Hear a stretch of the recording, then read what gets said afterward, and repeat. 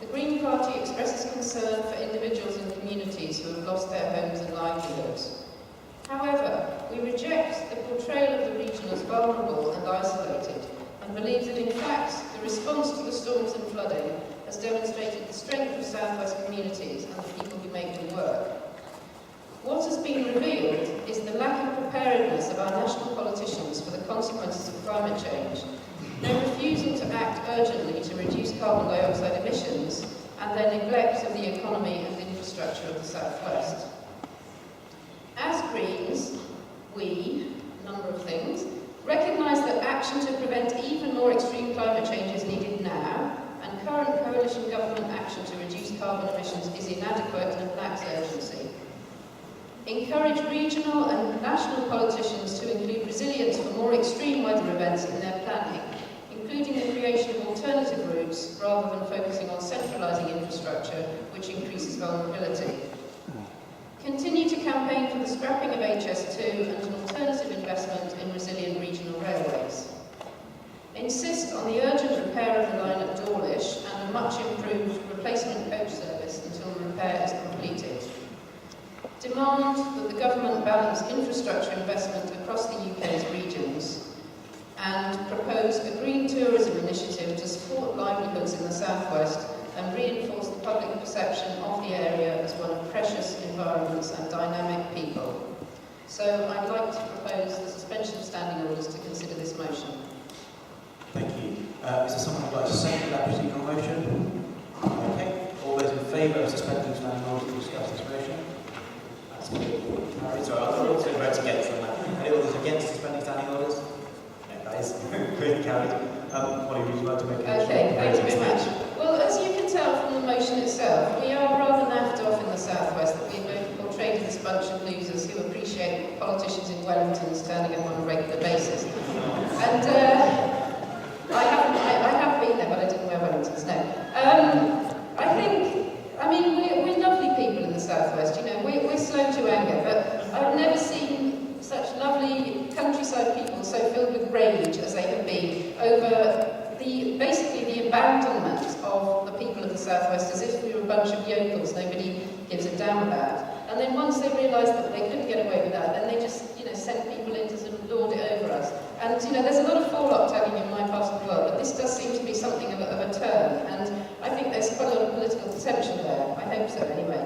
And so the point of the motion is really to state that. What's happened in the South West is that people have looked out for each other. They've looked after each other and they've looked after their own communities. And I think we need to recognise that. I think we need to acknowledge that. But we also need to place the blame squarely with the politicians who don't seem to understand what resilience is, who seem to still go along with this planning where, you know, it's better to have just-in-time and lean systems. Climate change tells us we have to do the opposite of that. And also the third point is that we're suggesting this green tourism initiative. Now that would be quite useful for our campaigning. We are proposing that we have another railway, repair the Dawlish railway, but also have another railway that goes around the north of Dartmoor. And that gives huge opportunities actually for people to have tourism based on public transport, like they do in Pembrokeshire, for example, where you could get off that railway and take a bus and walk into Dartmoor. So that's the kind of thing we've got in mind. We'd like to have the support from the National Party to put those things in place, campaigning locally. Thank you.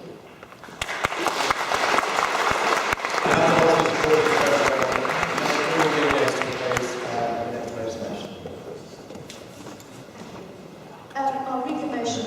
The Green Party Conference congratulates 17-year-old Bristol student Fatma Mohammed on her successful petition campaign that attracted more than 230,000 signatures calling for Education Secretary Michael Gove to insist that all schools teach their pupils about female genital mutilation.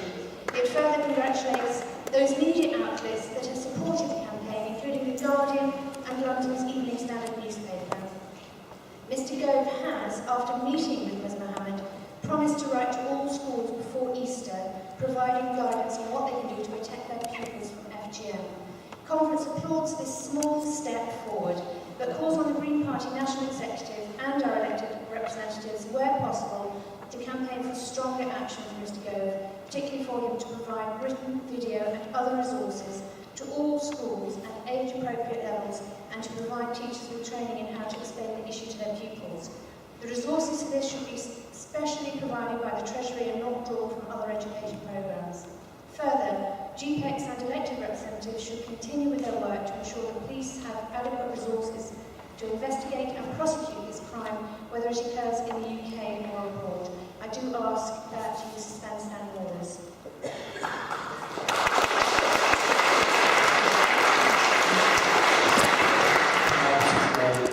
Second of those standing orders. Okay. Can I see all those in favour of suspending standing orders?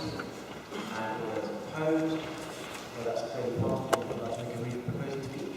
Thank you. I probably don't need to say much about this. I doubt there's anybody in the room that doesn't understand that this is a crime against women and children. It involves the removal of the female genitalia in part or all. It mainly happens in the 27 countries in sub-Saharan Africa and Northeast Africa, but it happens, in fact, all over Europe as well.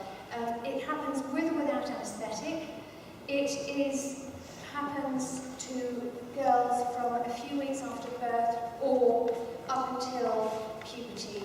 And in 2012, there was a unanimous vote by the UN General Assembly to take all necessary steps to end the practice. There's no mention of this practice in the Bible or the Quran. It cannot be justified for religious reasons, and I do urge you to vote